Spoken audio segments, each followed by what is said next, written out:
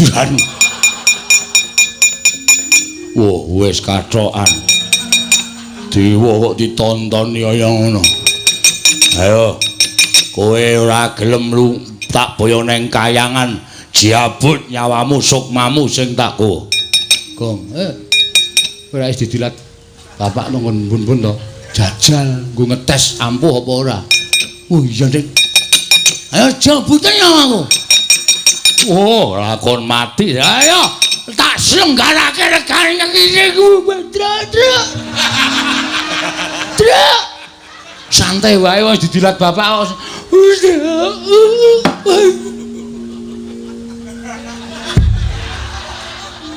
Waduh. Modar. Hilang nyawamu. Gong, lho kok wangsulan? Pet-petan ndasku. Iso tangi ora? Iso. Lho. Iso omong. Iso nyawane papat lho. Weh, ladara, njabut aku ora mati, tak jabut kedadung.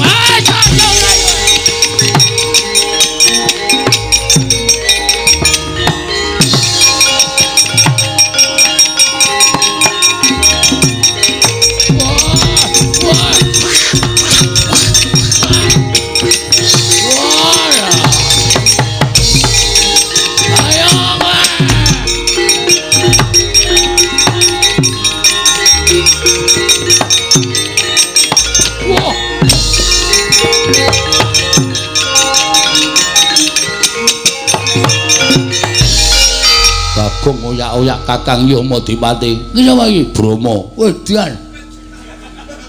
Kowe iki Brama? Iya. Berarti sesuk ning radio-radio kae. Dudu. Brama Kumbara? Udu. Adimu ndi? Sapa? Mendili. Mandili.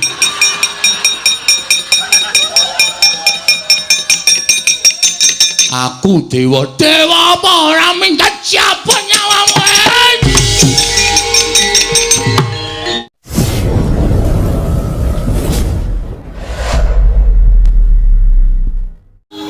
Dadak arkoso golek ramban. Terus? Terong-terongmu didal. Semua. Mau ae dienggo golek wedi kok ya. Nggo urip sedina-sedina kok. Iki aku nyuwun penganu apa iga pretekle Bapak. Piye carane supaya apa sing tak tindakke iki bisa kelakon? Heeh. Nek aku mau ngebot-boti para kawula. Aku mau njaluk sumbangan per RT ngalor ngidul. Mau aku. Aku pengarepe darani wong tipis. Nek asline ya tipis tenan. Sik, nek kowe duwe niat kaya ngono kuwi janjane sing tok jak rembugan aja aku. Lah sopi? Sapa? Sapa? Kowe iki rak ndek bendara to? Ndara Pandhawa. Ndara Sinuwun Darawati. Sinuwun Mandura.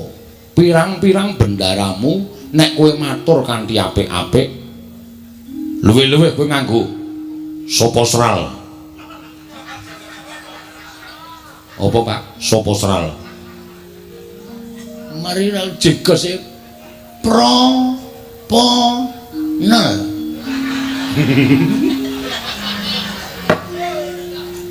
Proposal ya goblok. Proposal. Daturke ndara-ndara. Mengko mesti entuk dana saka ndaramu Pandhawa. Aku isin, Pak. Aku wis terlalu membuat gawe ndara-ndara iki kabotan mergo duwe abdi aku. Aku mau. Kelakon lan orane nggonku mbangun desa iki ya ming mergo saka aku, ora ya saka aku. Mergo wis tak dadaki, Pak. Terus? Bojoku Pak tukunen lho. Nek carane ngeten menika kula wegah nek carane ngeten iki. Kula nek carane ngeten iki. Lara ati kula. Ora ditanyal-tanyalke ngono iki lho. Sore-sore kok gawe hawa.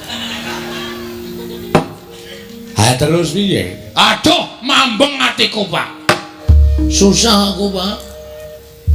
Susah tenan aku. Aku kebacut biawarake mring kawula sak desa Pringapus tak kelumpukke nang omahku kene. Aku nyewa to sistem sound system tak wara-warake. Aku kepengin gawe kesejahteraane masyarakat sarana aku mbangun Pringapus. Ning barang aku lumpukke dulur-dulurku blas ora ana sing bantu. Bapak ya ora bantu terus piye? Aku kudu golek srana nendi wis Pak, bayangno. Monggo aku mesti isin. Tak wangeni sok minggu ki wis wiwit gotong royong. Ngecake semen 3 kae. Wis nek semen 3 ki ngecor ki arep tekan ngendi? Wong ngecor ki paling ora semene ki ya sedia 150 sak, ngono apa piye 200 sak. Sing tuku gundulmu ye. Malah nesu to kok diomong kok malah nesu ora. Amen 3 ae. Oh, kuwi adol pit. Ya piye gong piye lalaku nek kon bantu ya ora iso wong nyatane kowe iki ya wong sekeng, aku ya wong ra duwe, bapak ki ya wong ra duwe. Apa kowe tegel? Bapak adol apa-apa supaya penjangkane anake kelakon. Tegel. Oh, laitan. Aku ki wong tegelan kok. Santai aku. Ning ya mesakno bapak. Wah, wis pusing aku to. Apa-apa wis kontal apa minggu ngajeng para sederek kita kerja bakti. Para sederek-sederek kula dusun Pringapus sampun ngantos ngedalaken menapa-menapa. Nyamikan kula piyambak. Wis tak gorengke balok itu. Oh iya. Balok wakayu rumanamu. Karo tak gaweke teh tanpa gula ya sanane. Ning sing arep dienggo srana bangun apa coba? Heeh. Monggo mbutuhke werna-werna pojok kae wis tak kocaki, wis tak apa jenenge? Pondasi sing wis umum kuwi. Oh.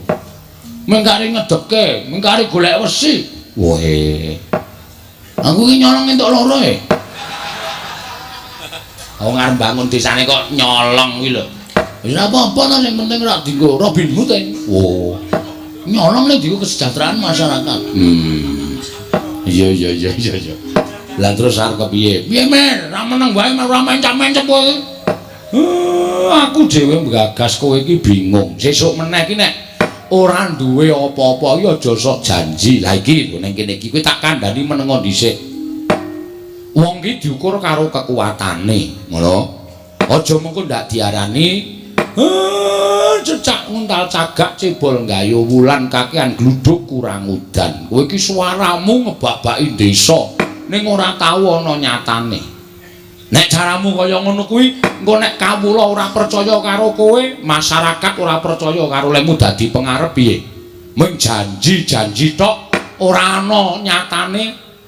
Ngendi sing arep ngecor dalan, endi sing arep gawe WC umum, endi sing arep gawe pos ronda tok ucapke kabeh. Ning kowe ora ngukur karo kekuatanmu. Ayo coba. Nek wis kaya ngene iki sing susah sapa? Arep aku ki beda desa karo kowe, aku wis manggon ning Karang Kadempel, ning nek ngerti gegayuhanmu ngono kuwi adikku ki melu susah. Mikir mergo kowe iki anakku nek nganti apa sing dilakoni anakku ora kelakon, kowe wirang. Apa rumangsamu kowe ora mirang-mirangke Semar? Heeh. Bagong kae sapa to? Anake Semar. Memper wong bapakne kowe ya kaya ngono. Ora mung mirang-mirangke bapak. Kakangmu loro iki tok wirang-wirangke kabeh. Kae dulure sapa? Dulure Gareng. Kae adine sapa? Adine Petruk.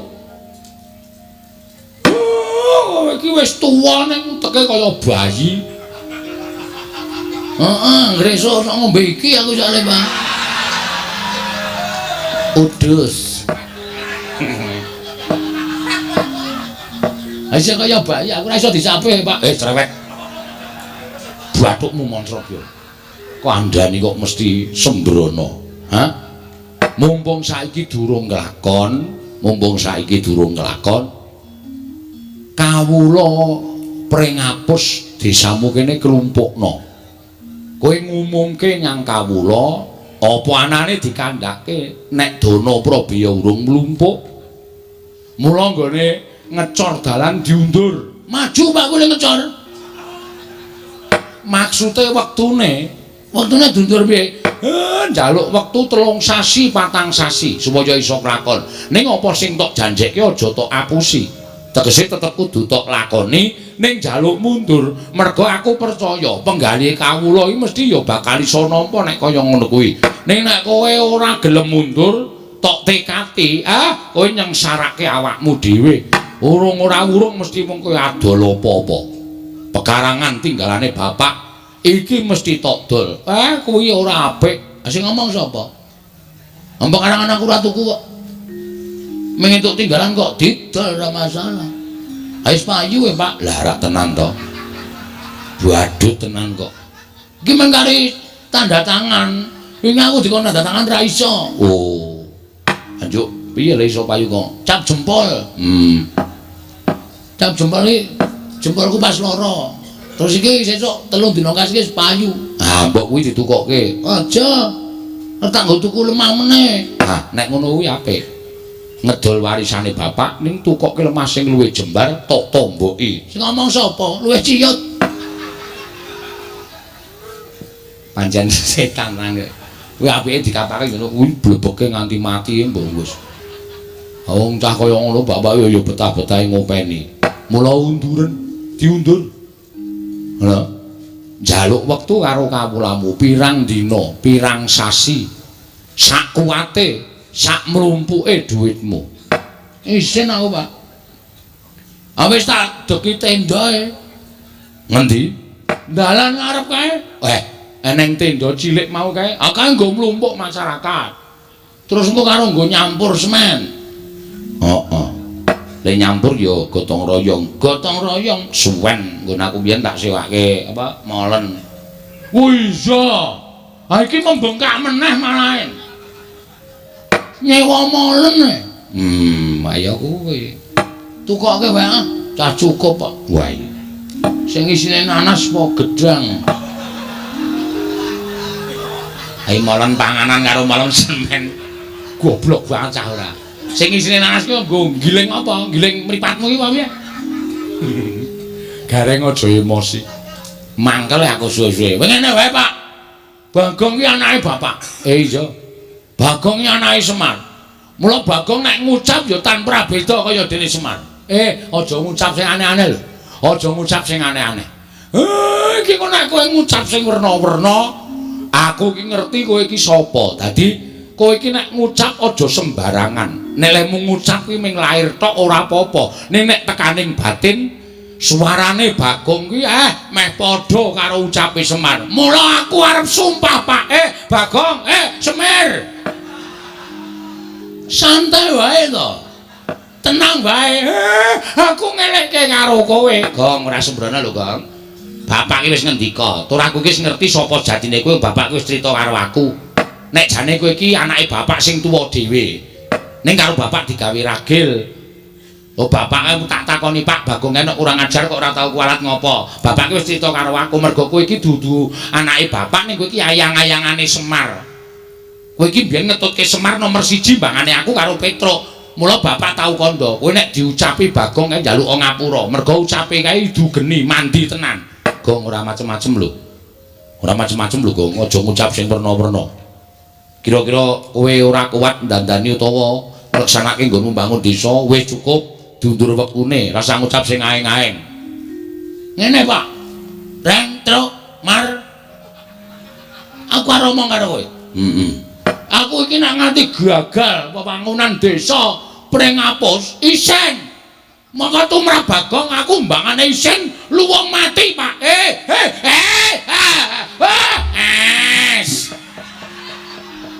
ngendika sing apik kowe mundur nem tuthuk ketel ndasmu lho tenan aku trimo mati tenan Pak yakin aku ora goroh aku ora macem-macem nek nganti aku ora kelakon nggone mbangun desaku iki ora ujar ora kaul najan ndro ngerti dalane aku munggah ning kayangan aku gugat karo dewa-dewa Bagong kok mengguwe gegayuhan kok ora kelakon ki dewane sing ora adil Mar nalika semanten wis kawiyos ucaping ora Bagong Ingkang dipun kuwatiraken dening Lurah Semar Badranaya. Ndara dasih ngendikane iki Lurah Semar bilih iki Lurah Bagong boten kenging ngucap sak pikajenganipun piyambak. Langkung-langkung wantun prasapa ndadosaken gara-garaning Kayiwangan Suralaya. Dados puyang payingan sanggaring para widodara-widodari para Jawata, para dewa, para dewi. Krana midhanget prasapaning iki Lurah Bagong tumiyup saking Dirgantara Sang Hyang Jatimurti prapta wonten ing bali wismaning iki Lurah Bagong. Mongki nek dikandhani ora nggugu ya wis kaya ngono kuwi. Bareng Bagong muni aku trima mati munggah ning kayangan gugah ning kayangan Warataya. Iwang Pikulun Bathara Guru terus. Mbah Bagong ngandhan-kandhanane ngeyel ning ora apa-apa. Mbok menapa bapak iso wangsulan wong Iwang Pikulun Bathara Guru kuwi adine bapak. Iya ya muga-muga iso dirembuk.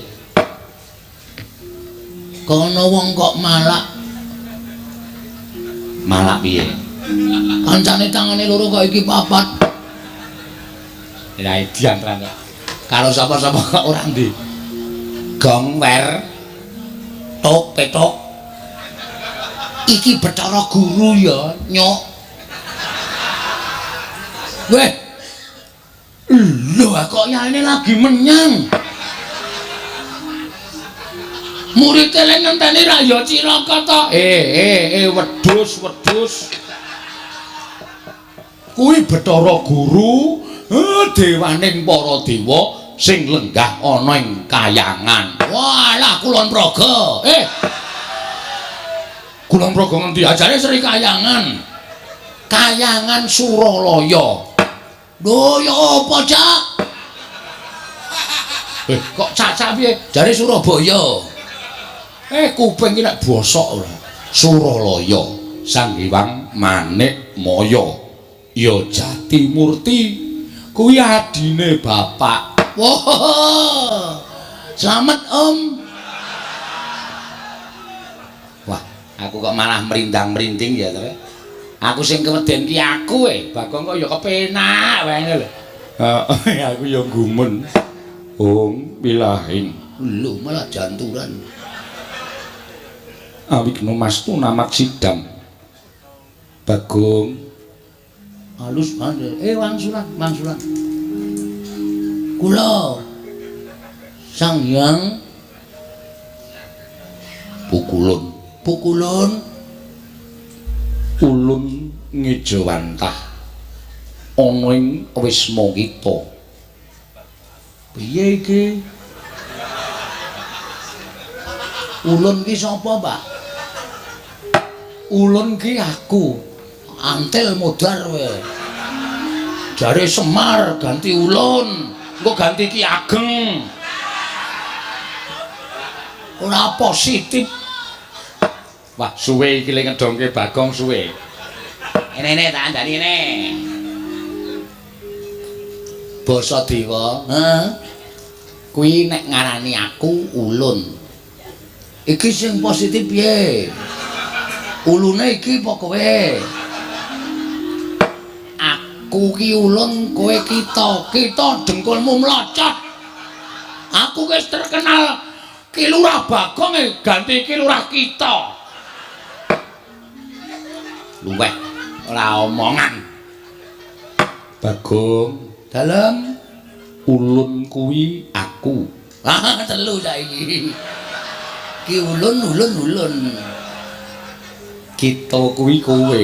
Ora masalah, aku kita dhewe ora masalah kok. Dibol telu ya ora masalah. Pak, kowe wae sing ngendika, Pak, nek Bagong ora rampung-rampung. Kakang Semar. Apa Guru?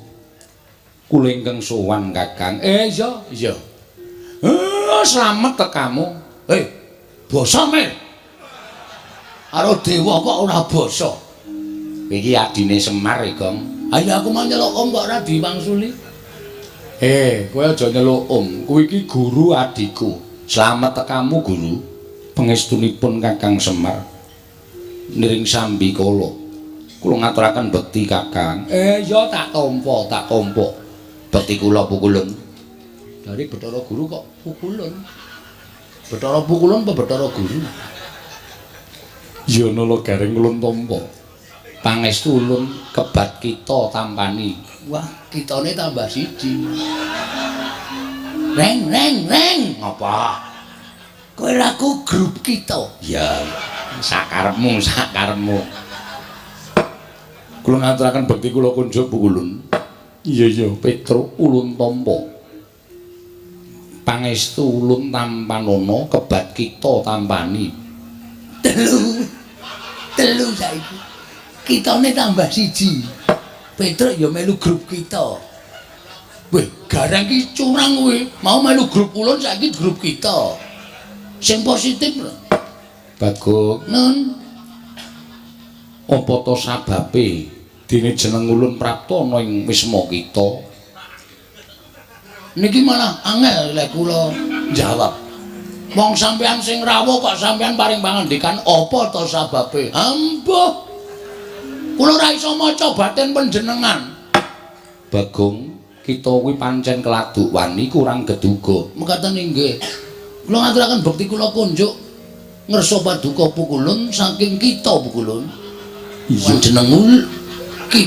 jeneng Rika Ulun.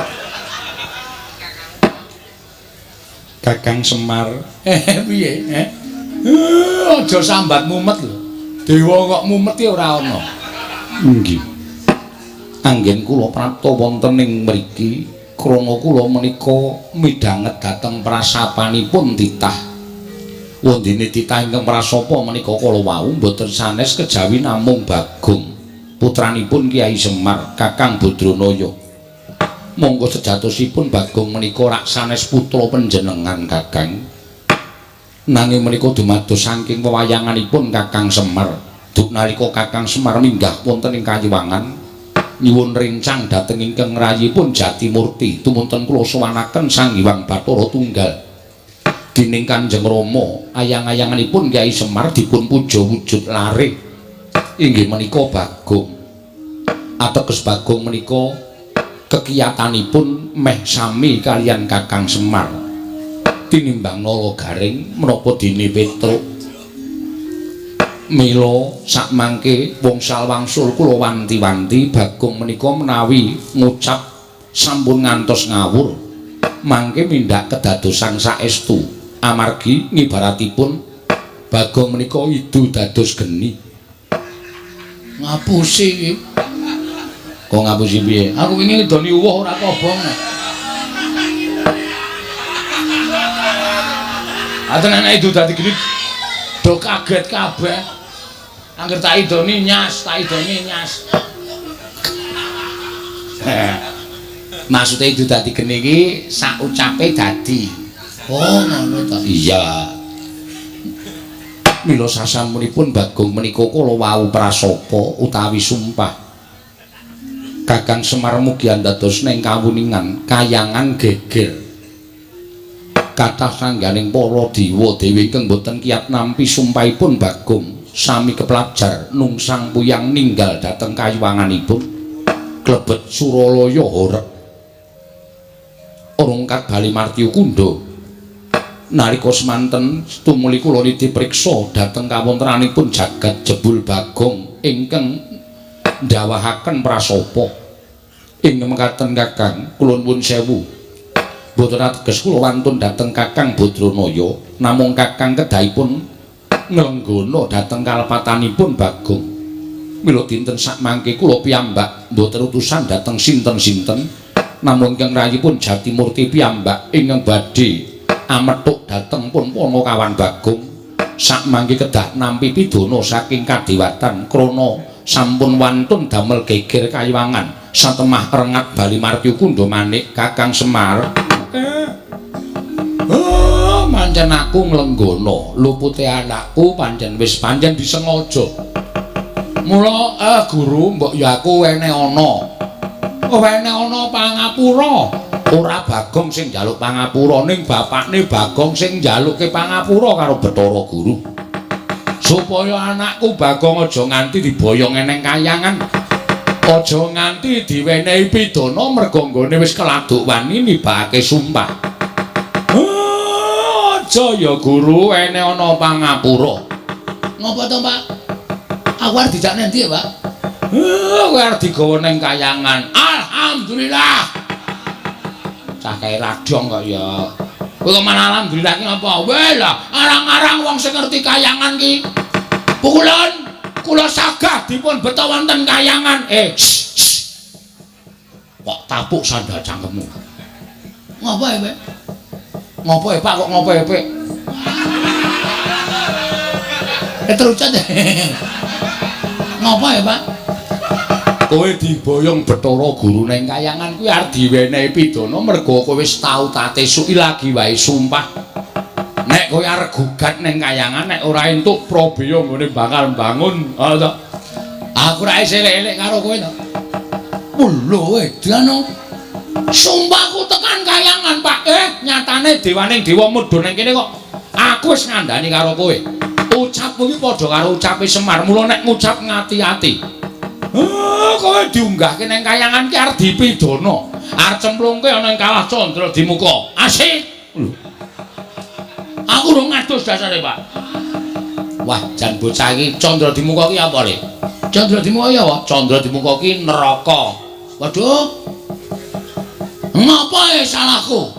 Kowe sumpah kuwi mau. Ame sumpah kok. Misa sumpah Bagong kok gawe geger kayangan. Bagong. Pripun? Mula gelem ora gelem kowe kudu tak boyong ning kayangan dina samengko kanggo nglunasi apa kang dadi utangmu kanggo ngapokake aja nganti sira wani ngucap ing sak kepenake dhewe. Weh lah ya moh yen kita ora gelem kita bakal ulun ruda paripeksa jalaran prapta ulun ana ing wismamu wis nganti sak kathahing para durandara para jawata ing bakal ruda peksa kelawan kowe Bagong. Mula wektu dina iki Kakang Semar kula nyuwuni dipanilah dhateng jengandika Kakang Semar Bagong badhe kula boyong. Mangke kados pundi kawontenanipun Bagong menika wonten purba wasesanipun ingkang rayipun Manikmaya. Kosek. Adile wong luput ki njaluk ngapura. Mongko sing njaluk ngapura ora anakku. Sing makili bapakne njaluk ngapura iwadene adreng nggonmu kepengin boyong karo Bagong. Saiki ngene wae. Gandeng aku lek njaluk ngapura karo kowe, kowe ora wangsulan mbok tampa apa ora, aku tak nanting karo anakku. Bagong, pripun, Pak? Nek kowe digawa Bathara Guru ning kayangan sago apa ora? Sago.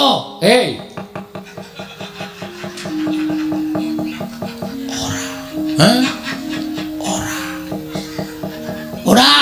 Engko. Nek kowe diboyong ning kayangan sago apa ora? Ora, Pak. Ah, bagus. Nek kowe ora sago, tegese Bathara Guru arep meksa karo kowe. Nek kowe arep dipeksa karo Bathara Guru, kira-kira kowe piye? Ngibarate kaya dene cacing kepidak menungso. Kecekel tukang mancing. Dinggo umpan. Ora tekan gone kanggo ngomong wae. Cacing kepidak menungso ki ngolet. Buta mbales, Pak. Aku ki menungso. Kedurungan perasaan aku ora ndek niat gawe geger kayangan. Niatku men supaya apa penjangkaku iso kasembadan mula nek ngancaku arep digone kayangan. Aku ora sudi, Pak. Aku mau nek aku dinikah Bathara Guru. Kowe krungu dhewe to. Bagong anakku ora gelem tok gawa ning kayangan. Mula gandeng Bagong ora gelem, aku bapakne ya budidaya supaya kowe aja nganti kelakon boyong karo anakku. Mrai ngaten kula nyuwun pangapunten menawi kula kedah wantun kaliyan Kakang Semar. Kowe iki wani karo aku ki jane wis ket biyen. Ming merga mbok kowe nggunakake tata krama basa sing alus, ning jane Semar iso maca legetaning atimu aku wis iso maca. Kowe wiwit aku ijik mapan ning kayangan ki jane kowe sengit karo aku, mula aku tok setrakake kanthi cara tok wadul karo bapak Sang Hyang Bathara Tunggal. Aku mbok arani kepengin dadi dewaning para dewa, terus aku mbok fitnah. Kowe matur karo Sang Hyang Tunggal nek Semar karo utawa Esmaya karo Tejamaya do gelut padha rebutan kepengin dadi dewaning para dewa. Tumuli aku dihukum dening Sang Hyang Tunggal. Kon mangan pagering gunung jagat sisih wetan lan kon mangan pagering gunung jagat sisih kulon. nganti bubrah ragaku kaya ngene tumuli aku mudhun ning kayangan. Terus panjang kamu kelakon dadi ratu ning para dewa. Janjane kowe iki ragil ora duwe hak tumraping kayangan. Ning merga saka apa kalgawemu nganti aku disingkirke saka kayangan. Ora merga kowe nduweni rasa gething keburu sengit karo Semar to, ha? Ha? Betara guru ulun boyong ning kayangan. Cemplungke sapiteng. Luputan tumrap Semar Badranaya. Ayo ora, kowe wangsulan, ayo gage. Mula pendak-pendak kowe mudhun ning jagat, pendak-pendak kowe gawe srana. Kuwi mesti supaya kowe iso mateni karo Semar merga kowe iki rumangsa keganggu. Lemu dadi dewa ora tentrem, lemu dadi dewa ora jenak, merga aku ijek urip ana ing jana loka. Mula kowe pendak-pendak gawe perkara. Kowe pendak-pendak bibiti perkara karo Semar, sirmu lak ming kepengin jangka karo aku to. Kaya iki kowe bakal mboyong karo Bagong. Kowe ngerti nek Bagong ki ayang-ayangane Semar. Nek nganti Bagong iso tok lebur ning kayangan kono, aku persasat ilang kekuatanku. Mula kowe terus bungah atimu, seneng pikirmu merga kala mangsa kowe jangka patine Semar, bebasan angel mijet wae ngranti suwe banyu sinari. Ayo, iya apa ora? Apa aku tak waca kabeh legetane atimu? Apa njaluk tak waca kabeh? Lehmu gawe gara-gara tok ucapake geger kayangan ki jane ora sepiro. Wa ming sak ucape Bagong. Ya bener kayangan ketaman hawa panas. Ning ora nganti para dewa padha mlayu saka kayangan. Kowe iki nek omong senengane ora mbok pikir kowe ngandhake dewa kena gara-gara sumpahing Bagong padha mlayu kok kowe ngandhake kula wis ngirit Wadyabala dewa. Tegese dewane dorane ndi kok kowe. Pinter ya Semari asem. Gatekan wong iki apa sing diucapke wong iki iso dimbalikke dienggo menerjang. Mbok rasa omong kok aku sesuk mangkel lho ora mau. Kowe iki nek omong waton ngawur tur waton njeplak cangkeme ora. Ayo. Ayo kowe arep wangsulan piye? Lah nek kowe nang kene mau ijen aku percaya kowe nek para dewa iki padha bubar ora karo-karuan. Ning kowe ngandhakake Kakang Semar nek Bagong mboten purun kula boyong kula rudha paripeksa amargi kula sampun beto Wadyabala Durandara Wadyabala Dewa. Lah nek tegese dewane do ora ngapa-ngapa to. Upama sumuk rak ming ngucul klambi to. Kowe senengane gedhek-gedhekke perkara. Nek sing salah rombong aku mbuh Bagong, mbuh Gareng, mbuh Petruk, mbuh Pandhawa, mbok gedhek-gedhekke permasalahane, mbok gedhek-gedhekke perkarane. Pamremu bimenson jangka ringkihe Semar. Bagong tak tamengi, Bagong tak betengi. Ayo boyongen anakku. Boyongen. Anakku Bagong boyongen neng kayangan. Waton kowe iso glindhengke mestakane Semar. Waton kowe iso glindhengke sirahe Semar kakangmu iki boyongen anakku Bagong. Gugu karepe dhewe. Kula besmi bali resmanipun Juragadung Kakang Semar.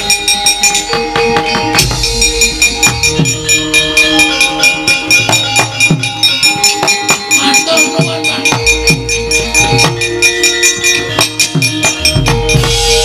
Mbah nuwun, Pak, sembah nuwun. Nek mboten wonten Bapak, dados napa kula? Matur nuwun nggih, Pak. Rai. Sarae ra wangsulan. Aku wis ben nek ora tak ngenekke ndak ora jarak perkara. Wong sing jarak perkara Bathara Guru iki perkarane titah kok senengane medhun melu-melu. Malah niki ngono, Pak. Bebasan napa jenenge? Apa terus jenenge, Tru? Apa? Aluki Probaya nggo mbangun desa. Ha ta, Pak? Setuju ta, Pak?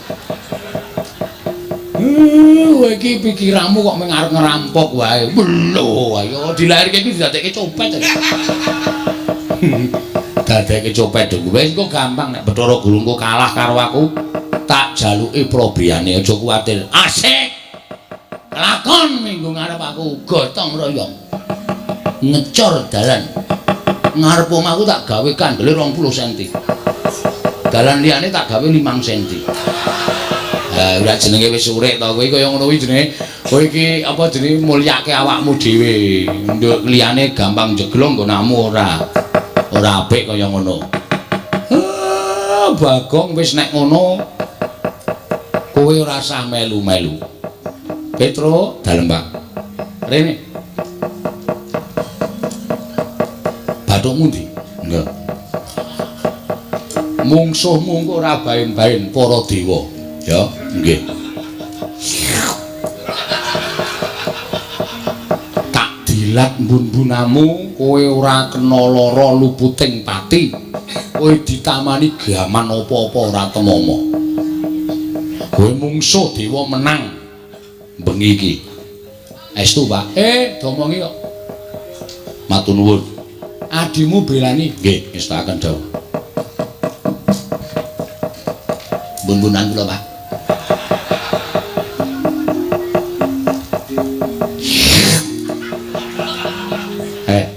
Wah, maknyes. Edian. Kula ditumbak ya ora temomo, ora. Disuduk keris ya ora temomo, ora. Di circle ya ora temomo, ora. Gleleng iki kok aku arep ngajar dewa-dewa terus. Ya. Halo, Pak. Kowe arep melu perang kok? Melu. Ibuku wis entek. Wih, senengane kok. Liyane wis waton teles. Aku ora kepoyo. Gamu mer. Eno. Loro dikai aku ora. Wis. Wah, edan. Nang mripat Padang ya, Tru. Ketetesan soalé ngono. Kula mboten lega ora sing manah kula.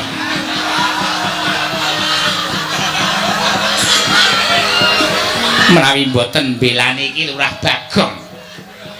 Bapak Marasepuh kula nyuwun dipun dilat. Supados kula didaya. Bagong piye iki? Ora apa-apa, Pak. Yakin? Iki anakmu apa? Iki anakmu padha karo kulit dagingmu.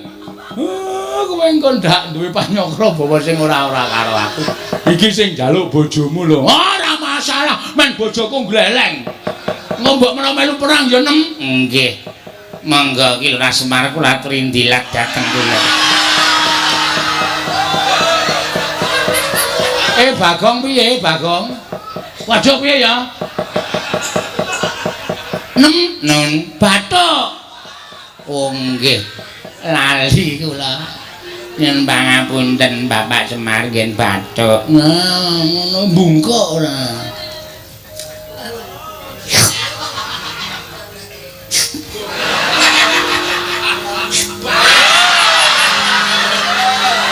Ngene wae mer.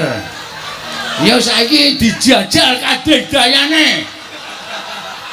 Bapak ana menang sapa? Aku wis rong sasi ora lho, men. Kowe kok wani ora. Kegedengmu, Pak. Wong penyanyi kula niku kaliyan bapak menika sampun kados anak dhewe. Ampun nggih panyong kula buwon sing mboten. Niki mung demi keamanan supaya mangke wonten dewa sing mlebu wonten ing Bali Wisma panjenengan menika kula ingkang adepi. Kula wusu. Oh, bojomu iki anu apa mbiyen olahragawan pencak to. Heeh. Oh, pothok mbiyen. Ngarat boto papate prel. Padha aku. Aku ngarat kerupuk 8. Oh, kerupuke. Aku wae kuat lho. Mung kerupuke kok dipamerke. Petro dalem, Pak. Nawa Gareng Bathara Guru nek pancen nggawa wadyabala. Dewa dirampungi. Oh nggih, ngestaken dawuh. Aku muling karo kowe ya. Dewa iki malati, nggih. Mula nek ngantem dewa iki aja nganti ngantem nggon rai, wis ora kena. Mergo kowe wis dipesthekke karo sing gawe urip nek dewa ki pancen duwe derajat lan pangkat nek diantem nggon sirah ora bakal kena. Waduh, atus nggen pundi? Ngantem dewa kuwi dodo medun. Dodo medun. Pupu angsal entuk. Weteng angsal entuk, waton dodo medun. Ya, Tru ya. Ha iya. Omenge. Nek diantem nggon weteng ra apa-apa, nggon pupu ra apa-apa, diplotot wae. Kuwi le mari 3 dina raran-raran. Nganti sone matuk ngono lho. Bagong. Awi pusaka ae. Ha iya. Kelemane nang kono kuwi. Nawa gareng karo Petruk kowe mangkat to dhisik. Ndika ngestaken dawuh, Pak. Nggih, Pak, ngestaken dawuh.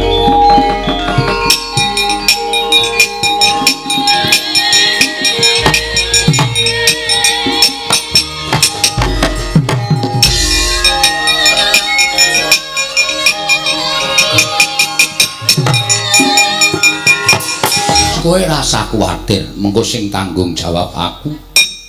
Sing tanggung jawab aku.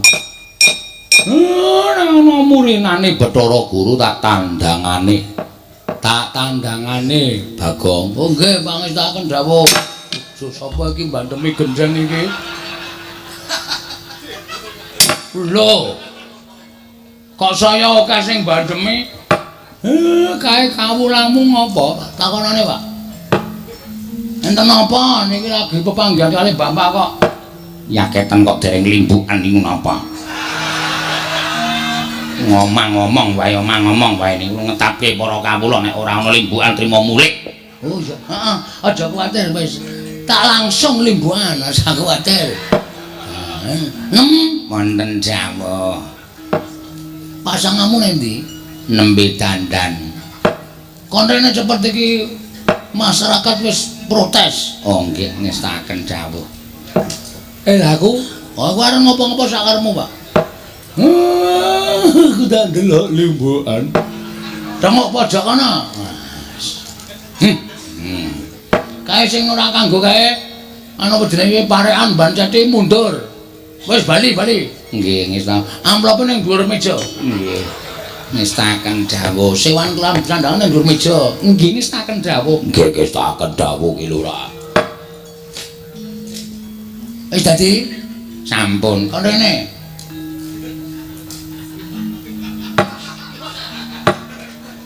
Wah. Tonja iki. Tonja piye? Olim bancing kek. Ana bojone barang karo wong liya tonja. Apaanmu gendeng apa? Prau layar. Wis kuwi malah gayeng matuk lan cocok. Ayo diwiwiti saka jejogetan sikik, Ngger. Ayo Bayu kula dherekaken. Kakang Narada. Kakang Resi Kanika Putra. Kencang warudaya pak papong buk boleng kali codhe sapa sing gawe? Pun api di? Mboten nginten babar pisan bilih Panakawan Bagong berguguk mutawaton mboten purun kula boyong wonten ing kayuwangan Kakang. Mesti. Panjenengan menika kula kinten nggih kurang gawean. Nuwun sewu. Kirangipun menapa Adi Pramesti Bathara Guru anggenipun mangres sangganing para titah? Kewajibanipun kathah ning kok panjenengan menika ngurusi karo perkarane Bagong. Ngatasipun Bagong menika namung darbe kepinginan kepengin bangun desa tumuli ndawahaken prasapa. Monggo sumpahe Bagong menika mboten damel menapa-menapa wonten ing kayuwangan. Lajeng panjenengan golek dak-dakaning pasulayan dianggep Bagong nerak pacak nerajang perbatang. Tumunten badhe dipun hukum dening Paduka Adi Pramesti Bathara Guru. Kula nuwun sewu lho. Nek upama Bagong dihukum panjenengan menika janjane niate napa ta kula nuwun prisa. Kakang Narada, menapa panjenengan mboten ngertos legetaning manah kula? Estunipun manah kula menika wiwit rumiyin mboten gathuk, tuwin mboten condong, miwah mboten mathuk kaliyan Kakang Semar. Dalah. Lut. Lah terus lupetipun Kakang Semar menika menapa? Cobi kula nyuwun prisa. Wong nyatane papane ya dhewe-dhewe panjenengan wonten ing Suralaya, Kakang Semar menika wonten ing jagat. Kula kinten Kakang Semar menika mboten nate tumindak menapa-menapa dhateng Paduka Adi Pramesti Bathara Guru. ming penggalih panjenengan ingkang semunipun boten jenak. Semunipun boten tentrem menawi Kakang Semar menika nggadahi moga langkung-langkung atmajanipun Kakang Semar nggadahi gegayuhan. Monggo gegayuhan ora ana apa-apane. Nuwun sewu boten wonten sambung rapetipun kalian kayangan panjenengan lepataken. Luwih-luwih sing gegayuhan para kawan. Menika jenengipun panjenengan menika nuwun sewu lho. Panguwasa kinarya gada. Pemenang dinggo sewenang-wenang menika boten mrayogi. Mong merga lambarane keburu sengit, keburu gedeng dateng Kyai Semar saat majanipun. Menika mboten sae lho, Di. Kula nuwun sewu tiyang menika menawi tandurane ala, undu-undane ya sarwa ora becik. Ning nek tandurane kaya apik, undu-undane ya sarwa murakapi. Menika sampun dados kodrating jagat menika ngaten menika. Nek panjenengan tansah nandur gedeng kalian Kakang Semar sak anak-anakipun menika mangke nuwun sewu lho, panjenengan menika mangke badhe kewirangan. Nek dewaning para dewa kewirangan menapa mboten panjenengan menika sami kemawon bebecer dhateng asma paduka piyambak. Kakang Narada, punawi? Mboten nginten pendak-pendak kula menika nggadahi gegayuhan tartemtu Kakang Narada ingkang dados pepalang. Lho, kula menika mboten mepalangi. Kula menika mboten badhe menging, kula menika mboten badhe menggak, mboten. Namung kula menika ngleresaken. Janyatanipun kula menika kami tuwaning kayuwangan, kula menika duwe kewajiban nglempengke sing bengkong, benerke sing luput. Menawi adi guru menika badhe tumindak ingkang mboten sae nggih kedah kula emutaken. Menawi adi guru menika badhe menggok margi ingkang lepat inggih kedah kula emutaken menika kewajiban kula. Ewadene menawi panjenengan dipun emutaken bebasanipun sampun wegah napa wewarah nampik pitutur becik, nggih monggo panjenengan ninggali pangaos. Kula sumanggaaken. Ning nek panjenengan mriku mangke nandang wirang merga saka kalih para kawan. Ampun ngantos panjenengan sambat kalian kula. Badhe kula dodo Kakang. Nggih, monggo wis pancen ora iso dikandhani wis murka sumanggaaken. Indra kula wonten timbalan. Bromo wonten timbalan Pukulun. Yama Dipati wonten timbalan Pukulun. Penyarian nggih wonten timbalan. Aja ingkang cicir. Ulun keparengake dina samengko kita ngruda peksa kelawan Bagong. Upama ta dulure Bagong kabeh sartane wong tuane bakal dadi palang, ulun paringi Purbawasesa kita wani kelawan Kakang Semar. Mekaten Pukulun menawi dados dawuh paduka badhe kula estakaken. Nggih, mekaten Pukulun menawi dados paduka badhe kula estakaken. Inggih Pukulun ngestakaken dawuh. Nggih, Pukulun ngestakaken dawuh. Sekarang ada menyang nek ada wani karo Kakang Semar. Ada menyang ngono, nek ada kewirangan banjur dundang Narada. Kakang Narada mboten tuwun. Mboten kula tak dados penonton kemawon. Kula tak sorak-sorak kemawon. Mangke menika kula ning kewirangan ndak kula melu-melu, pokoke kula tunggak waru godhong dadap. Tegesipun menapa? Narada ora melu-melu, ora melu garapun cekap semanten.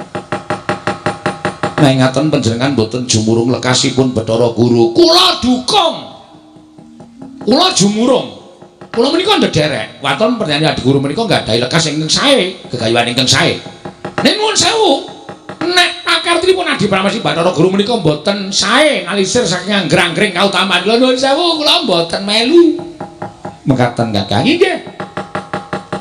Nek ngaten lenggah ingkang sekeca, kula piyambak ingkang badhe mbondo kelawan atmajanipun Semar. Kanthi cara mekaten Kakang Semar sampun boten gadah kegiatan merga atmajanipun badhe kula cemplungaken wonten ing kawah Candra Dimuka. Monggo. Ajeng cemplungke kawah, ajeng cemplungke wajan menika. Panjenengan iki gadhe Purbawasesa. Wis kana Indra do menyang kana. Kowe do ora mikir apa piye? Ming semagoh karo dawuh Adi Pramesti Bathara Guru. Kowe ora ngerti mungsuhmu kuwi ora wong baen-baen. Ketoke mungsuhmu ki ming nala gareng karo Petruk karo Semar. Arep do mlebu ICU ana do mangkat tenan. Remuk kabeh kowe. Arep Yama Dipati ku to njabut nyawa, kurang-kurang bejane jabuti untumu karo nala gareng. Do menyang Indra Brahma Yama Dipati penyarian mangkat dina iki. Lho iki ngesaken dawuh paduka Hyang Adi Pukulun. Wah. Dewa do tekan kene ya, Tru. Heeh. Monggo dewa ki nek mlaku kok ora ngambah lemah ya. Kaya demit ya, Tru. Heeh. Ning arepe kaya ngopo awak dhewe sebacut diwenehi jaya kawijayan karo bapak. Nglabuhi karo celeng gudiken iki. Merga saka niate sing aneh-aneh nganti kahanan geger kaya ngene iki. terus kowe sumpah barang nganti guru medun barang ki bapak wis ngendika to jane sumpahku ki ora ana apa-apane wong aku mung ngomong apa anane nek mergo guru jane mung golek dak-dakane pasulayan karo bapak mekasan sumpahku ki dienggo dak-dakane pasulayan karo Bathara Guru supaya iso tekan kene ngerti to kowe iki jane ora mbelani aku ning mbelani bapak iya perang lah kowe ngopo lho lenggahan munjuk kopi nonton wong perang biasane kowe iki sing perang karo aku gareng iki cah ringkih kok wis didilat bun-bunane gareng iki ora tedas apa-apa ya Reng kowe iki ora kok mung ora tedas kowe mangan balungane ora tedas ya Reng ya sekarang untune wis entek kaya maju siap gerak ora tak siapke linmas ki ardo tuman ora wis dadi wis tak dadekke keamanan kok cangkemmu lencangkemmu kok cangkem Suram Sembrono minggiro pancen kowe mau perang kowe mundur tantangane karo Petro heeh pasrah keselamatan ya Mas iya aja kuwatir Dik heeh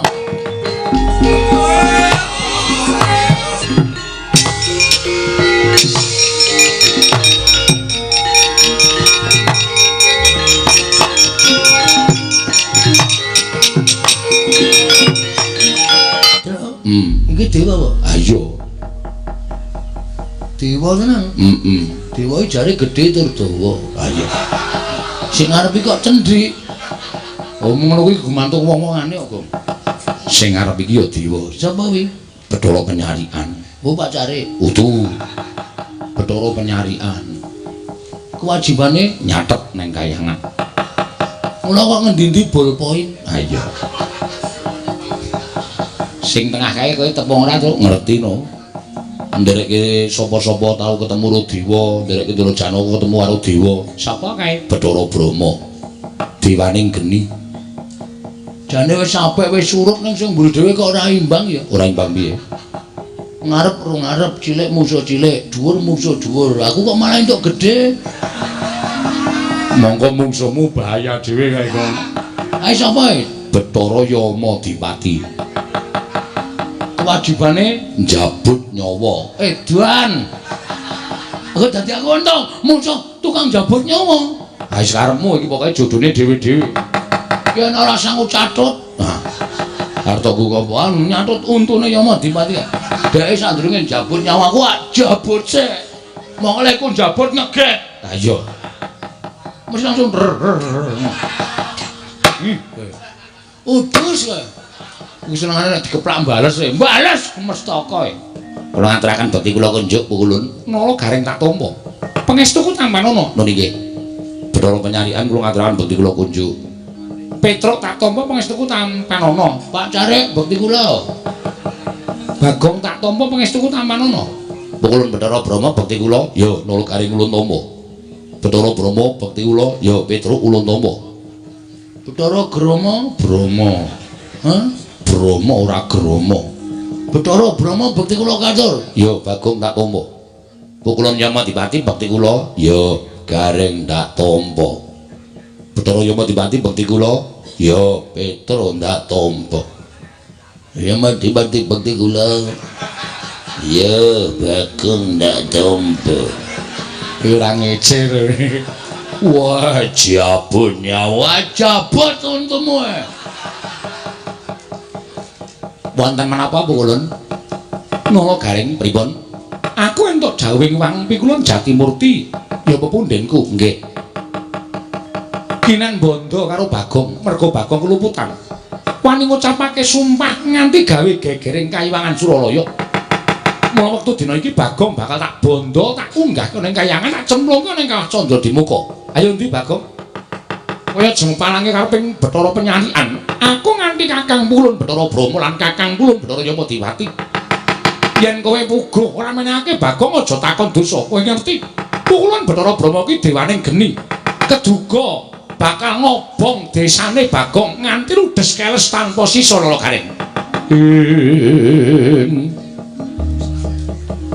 Setyaki tinunun waduh. Gadanira wirang tumandang. Ben, Truk ya. Setyaniku garwanira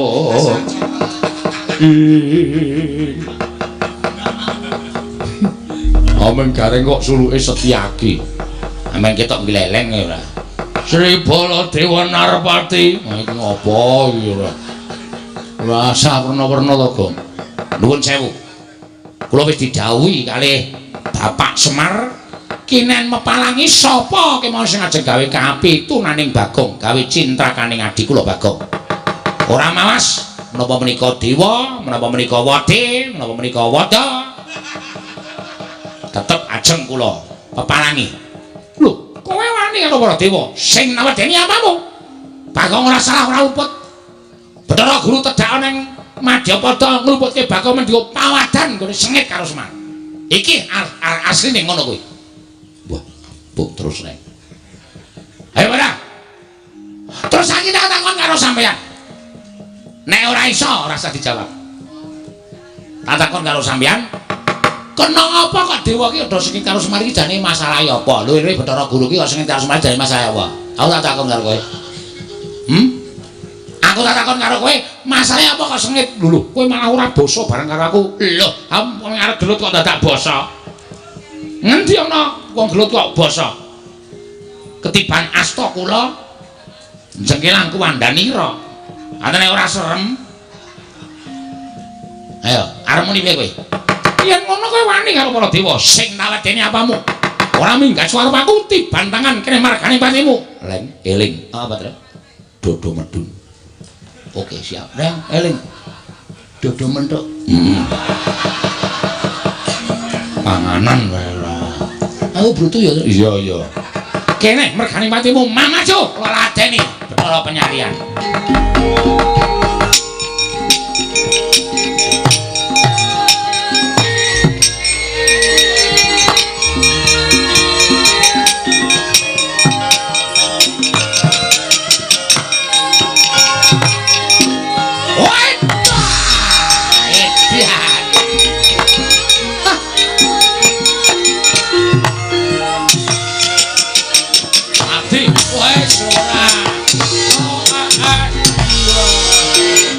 Tunjuke sih, tunjuke. Koyo apik-apik kok. Pokoke kutuk to, Gong, kutuk ndasmu. Mangkel. Ben, nganu aku ora entuk kesempatan ngantem e. Ya mau dipati nganti giloro Bagong. Wong edan. Wah, wis kathokan. Dewa kok ditontoni kaya ngono. Ayo, kowe ora gelem lu tak boyo ning kayangan, jabut nyawamu sukmamu sing tak kowe. Gong, ora wis didilat. Bapak nunggu bun-bun to. Jajal nggo ngetes ampuh apa ora. Oh iya, Dik. Ayo jabute nyawamu. Oh, lakon mati. Ayo. Tak selenggarake regane nang isiku, Tru. Santai wae wis didilat bapak.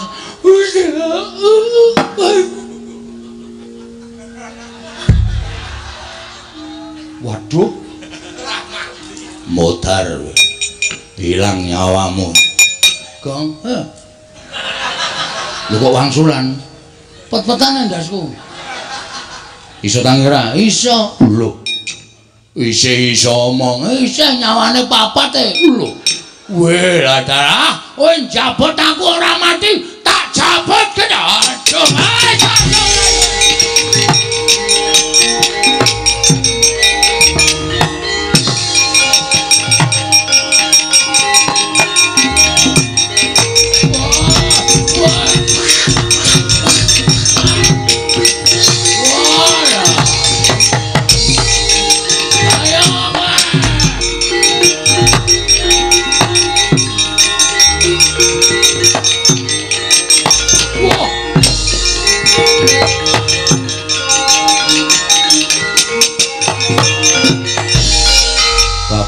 oyak Kakang Yamadewati. Iki sapa iki? Brama. Wedan.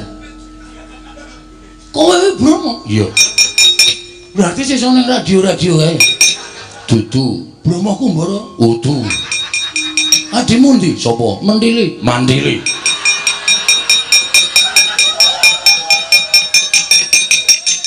Aku dewa. Dewa apa ora minggat cabut nyawamu.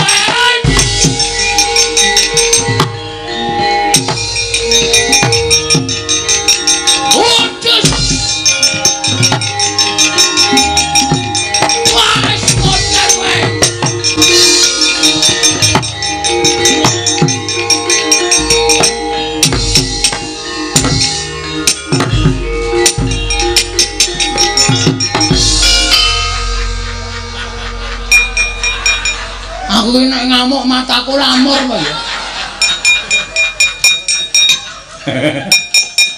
Petruk sing kok jabut.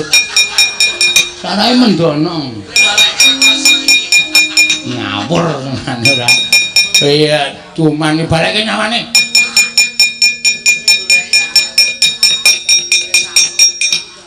Wis. Wong edan.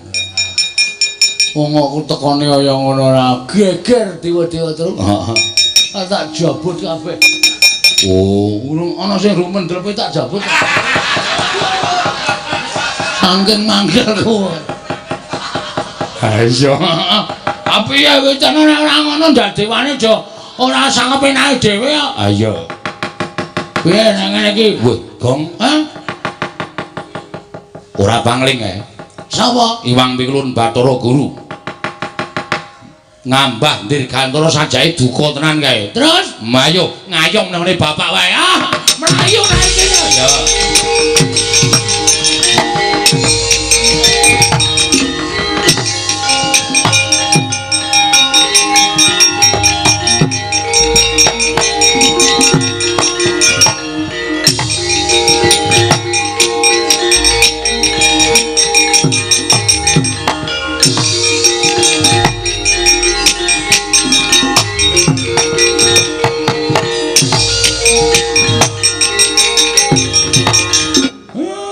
Piye?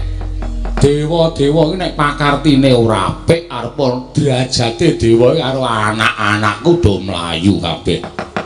Kuwi nandhake nek apa kang dadi niatmu pancen mau diregeti nganggo blendhenge ngangkara. Kula namung badhe nyuwun atmajanipun Kakang Semar nggih menika pun Bagong. Bola-bali tak kandhake to Bagong iki anakku. Lah nek kowe arep mboyong karo Bagong aku mesti ora entuk wong nyatane keluputane Bagong ora iso dibuktekke kanthi nyata. Nanging Bagong sampun kalepatan sak mangke badhe lebetaken wonten ing kawah. Ah, kowe iki pancen ngengkel. Saiki ngene.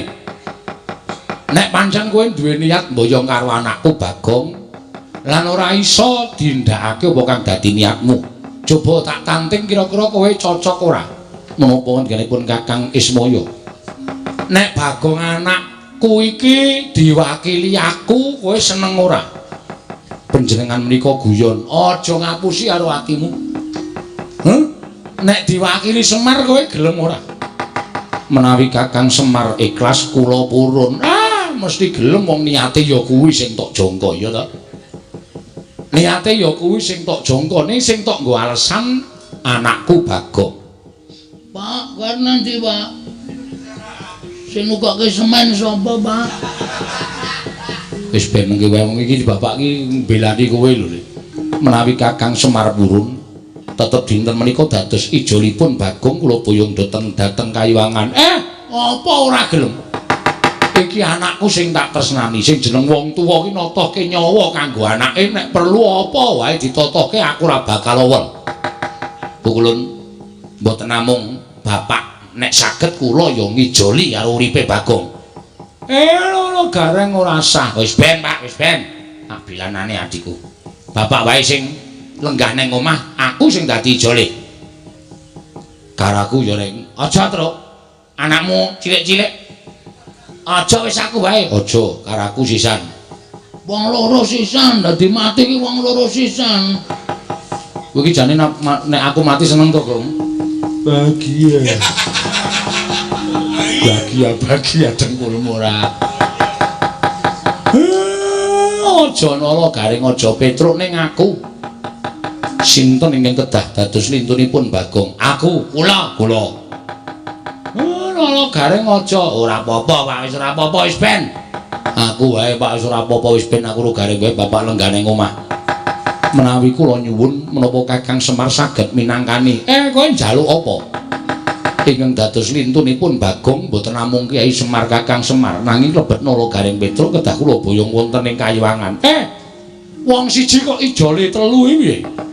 Kedah mekaten Kakang menika ingkang dados panyuwun kula menawi boten nggih Bagong ingkang kula betuk.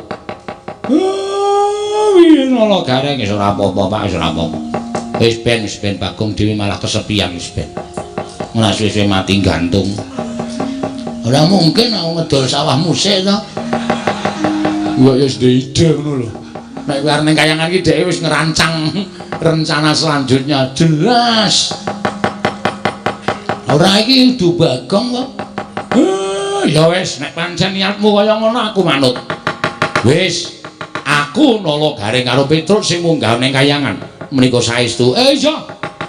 Nggih, kula nderek pukulun. Nanging ngaten kula aturi bidal. Sakmenika sarang kaliyan lampahipun ingkang rayi. Iya takut ki aja kaya bocah cilik Bathara Gurayu.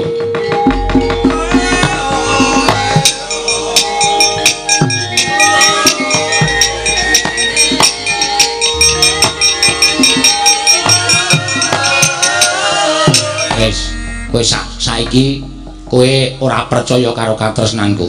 Katresnanku karo kowe iki luar biasa lho, Gong. Nganti tak ijoli nganggo ati uripku aku ikhlas. Wis nek tok paido le. Katresnane kakang-kakangmu ge tok paido. Aku munggah ning Kayangan ki mergo ngeboti tresnaku karo kowe. Nganti aku ngiklasake karo pati uripku karo Kang Gareng. Ya muga-muga Kusnul Khotimah ya to. Anjen setan ana. Lah witene piye? Wong ya aku ki ra menawarkan kok. Aku rakon karo kowe, aku rakon karo Gareng, kowe sing ngomong. Pukulun kula dados ijolipun Gagong. Ayo monggo terserah. Aku rakon kok. Aku ya. Aku titip anak-anakku ya, Kang. Titip bojoku ya, Kang. Aku ora ngopo-ngopo kok dititipi anak. Ngopo? Nek bojomu dititipke tak tampa.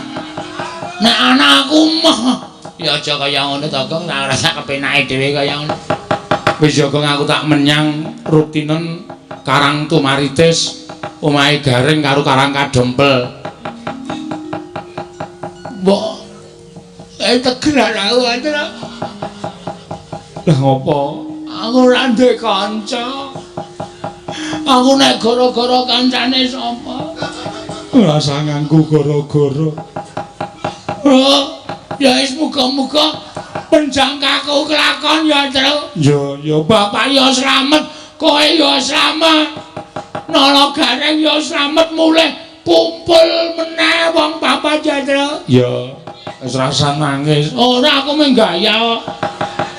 Anjing setan tanah ya Truk mangkat yo nderek bapakmu ndak bapak ana apa-apa aku tak ngrukti bapak kle. Wis mamring sepi iki monggo mengkari 3 dina aku janjeni ro masyarakat arep miwiti kerja bakti bangun desa.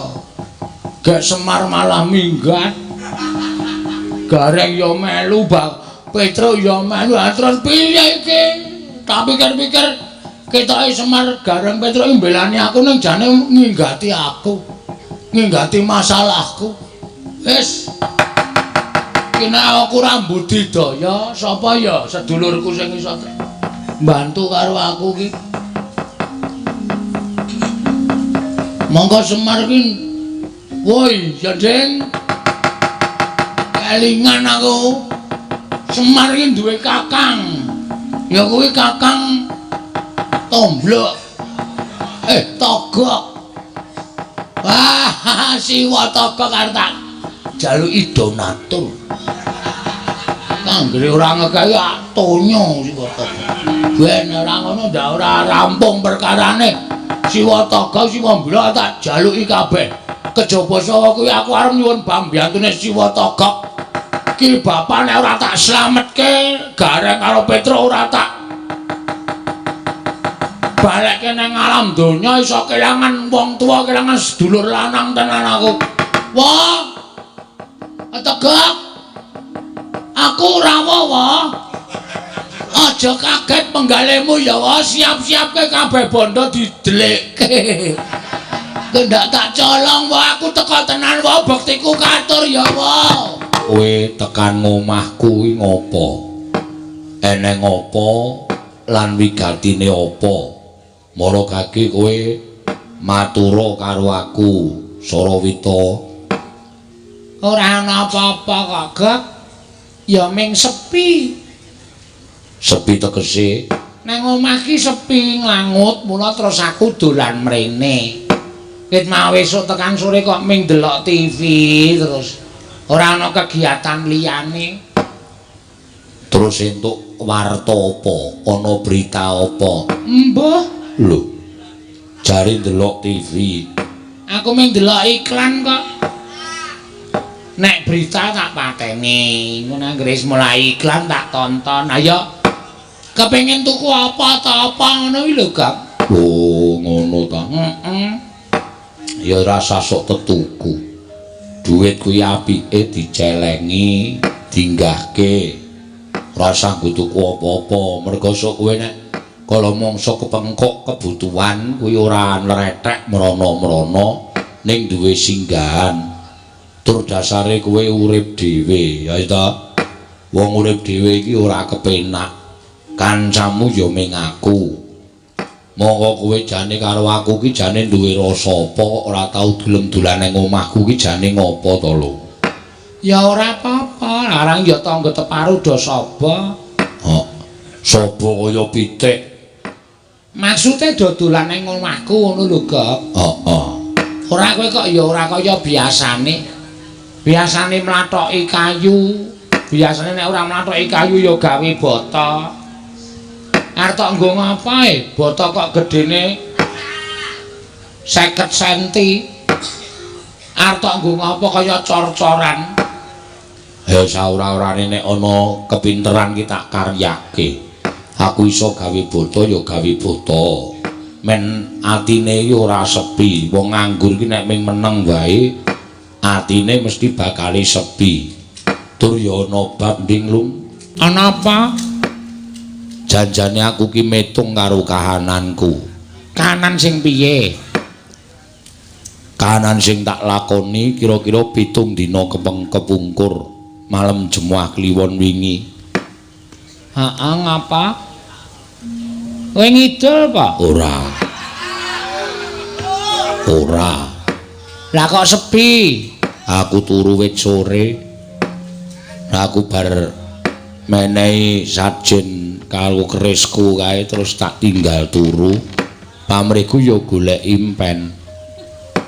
Lah kok tekan tenan. Nalika tengah wengi meh lingsir aku ki ngimpi. Ngimpi apa? Kaget atiku. Ora kanthi kanyono-nyono kok. Omah kene iki kaya ketekan Nalindra. Nalindra Trata Sabrang. Udu. Sandangane sarwa apik, sandangane sarwa becik.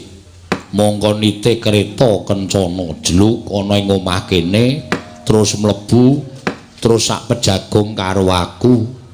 Ning tak tiling-tilingke paningalku tak mat-matke ratu mau dudu Ratu Sabrang. Lah sapa? Sing nganggo sandangan apik, sing nganggo sandangan becik iki kok kaya ponakku dhewe. Ponakmu sapa? Anake Semar ya kuwi Bagong.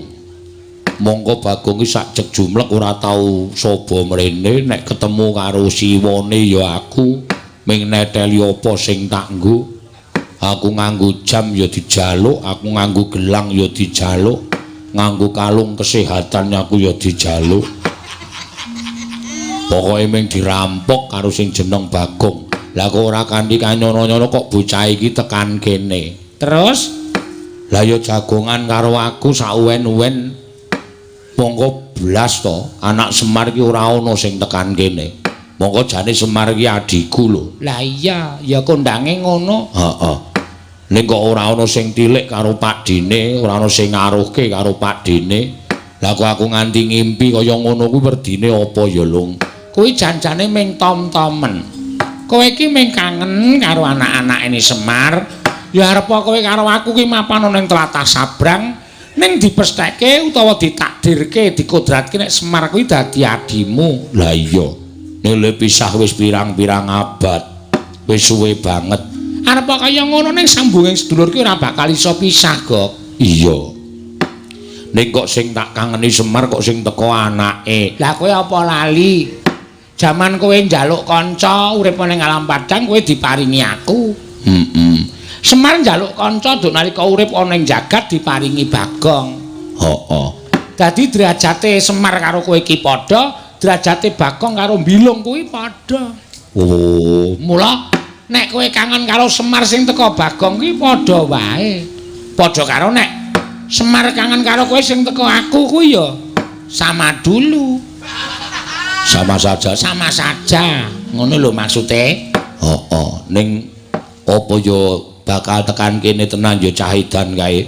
Wis rasa tok arep-arep malah entek-entekan kowe. Engko bifete dijaluk, korsine diusung, wong kae iki wong nekate ora jamak-jamak. Ning aku kok duwe pandakwa lho. Pandakwa piye? Dina iki kok ngarepan kuwi jagone do tarung. Lah karang do nyoba e. Oh. Brenjake do ganter-ganter. Suarane wit esuk mau ora leren-leren. Nek kowe sing teko ora mungkin, mesti ki eneng wong sing arep tekan kene. Ya muga-muga bener wae, Gok. Ucap kacarita nalika semanten. Eling-eling ki lurah togok nggih Sang Hyang Catu Goreng Ngijawantah. Sak ciptane dadi sak sedyane ana. Ngraosi bilih jurang porong badhe ketekan dayuk. Dados sakuling mangke ingkang bletek-bletek saking katebian. Mangono pangudas marane ora liya kejaba mungki lurah Bagong. Ingkang sowan ngersanipun ingkang wa ing padukuhan jurang porong. Mangkono pangudas marane iki lurah Bagong. Assalamualaikum, Wa. Wa. Aku rawuh, Wa. Wetegep. Wah, cangkeme wis ketok. Ngandel ora? Rak ming padha karo diisin-isinke ta kowe, Gok? Lha kok kaya suarane ponak aku Bagong ya, Lung. Sajake. Wa, aduh liwat niki, Wa. Lawange endi, Wa? Lawange ngarep kuwi cah edan. Oh iya, Cak Kentir.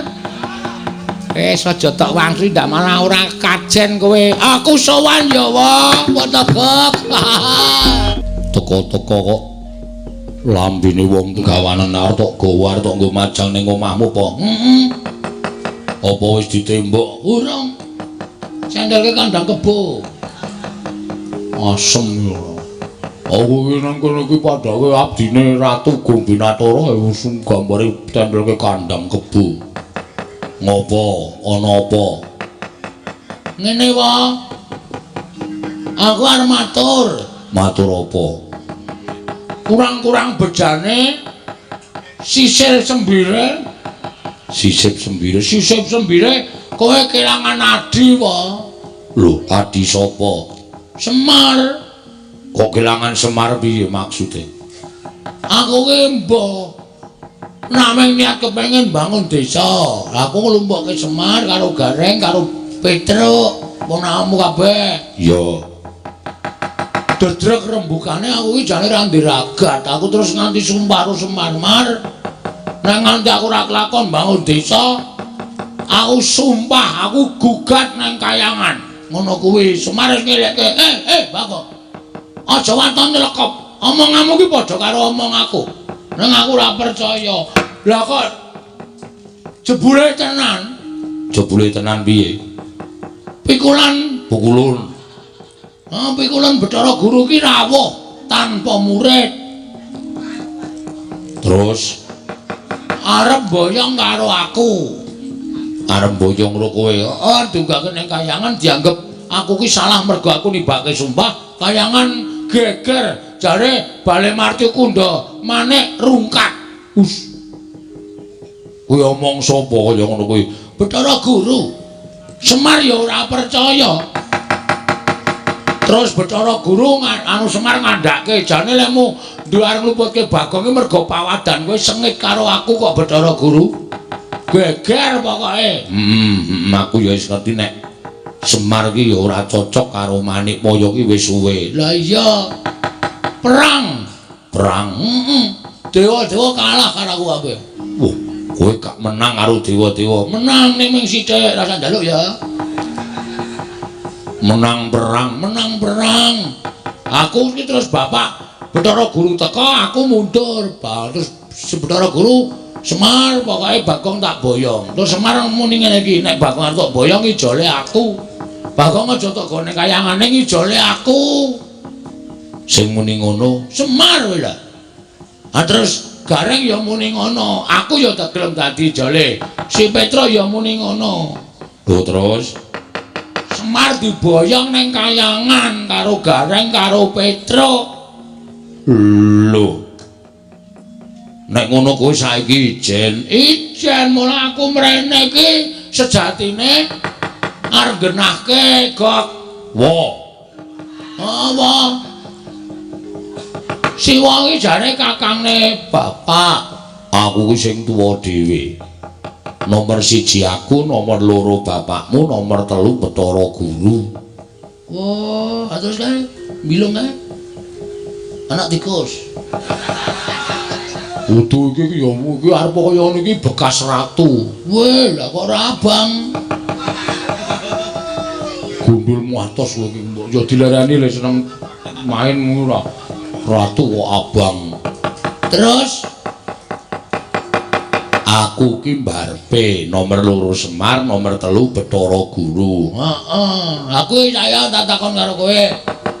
Arep kowe pisah karo Semar ki kowe Semar rukun ora? Sing rukun ki mung aku karo Semar. Sing ora rukun karo aku karo Semar ki Manikmaya. Mula aku mbiyen karo bapakmu Semar ki digawe dening Manikmaya supaya mudhun ning jagat. Aja nganti aku karo bapakmu Semar kuwi duwe panguwasa ning Suralaya kuwi mergo nggone meri Manikmaya karo aku karo bapakmu. Jane dianak Manikmaya iki. Terus piye? Aku saiki ngene.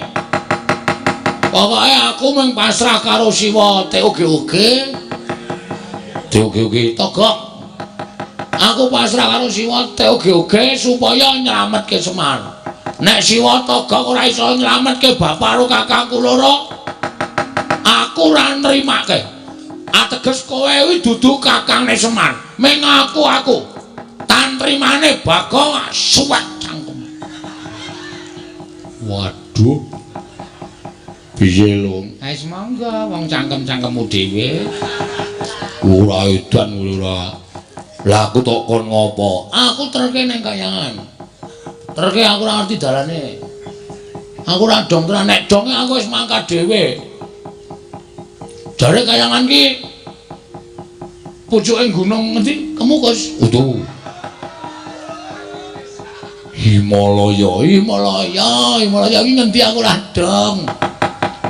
Ning nek kowe wujud kaya ngono kuwi engko tekan Sela Matangkep ora diparengake karo dewa sing tunggu Kori Sela Matangkep. Sapa jenenge? Cingkara Bala Upata. Cingkara Bala Upata? Kuwi buta loro. Loro-lorone nggawa gada. Nek kowe ora dikeparengake munggah ning kayangan kowe lagi mlebu ana ing Kori Sela Matangkep dituthuk gada sirahmu kowe pecah mati. Waduh. Kok kayangan ki gawat kok ana bodyguard-e wae.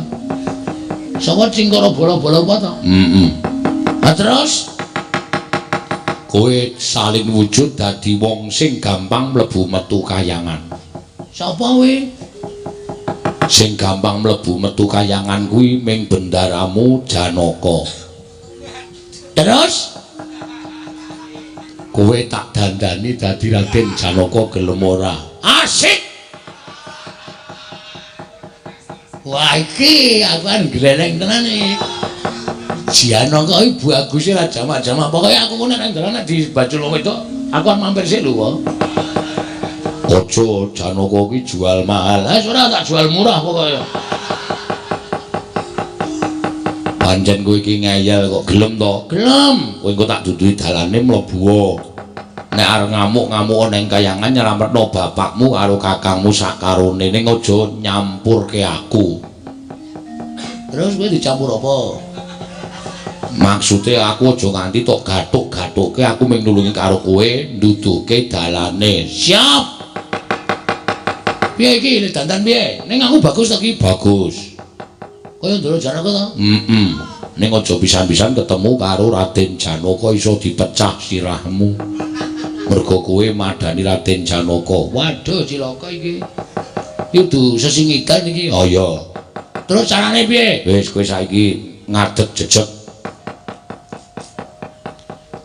Tangane ning dodo. Mripate merem. Merem kabeh, ora merem siji. Engko arep tok-tok. Ora. Aku sale curiga karo kowe, Gok. Kok meneh ora. Siwa? Ha. Ora omong. Ngambet-ambekan. Tak suwunke karo sing gawe kostum menengo. Ora wangsulan to. Tak suwunke karo sing gawe urip kowe tak cipta dadi Raden Janaka muga-muga ketampa panjaluke Togog Yoga. Siap. Wis ngambet-ambekan. Wis ngono ya tata-tata aku tak ngrapal mantram sakti. Nek wis tak rapal tak suwunke karo sing gawe urip supaya kowe iso malik Raden Janaka. Sebab sing iso mlebu metu kayangan ki mung Raden Janaka. Sakjane Raden Janaka ora bakal gampang mlebu metu kayangan. Mula dina iki kuwi arep tak ganti Raden Janaka. Wis siap-siap. Waduh. Wah, suwek cangkemmu lho, Gok. Iki ngampet wis ket mau omong wae malah pidato. Oh, gewes. Ya wis, toto. Gewes tangane ning dodok. Eling-eling nadyan wujuding Panakawan panandiri Dewa Ngejawantah. Mila sak ciptane dadi sak sedyane ana. Katarima panyuning Kelurah Catugara, ilang wujuding Kelurah Bagong nenggih panenging Pandhawa satru ing Madukara Raden Janaka.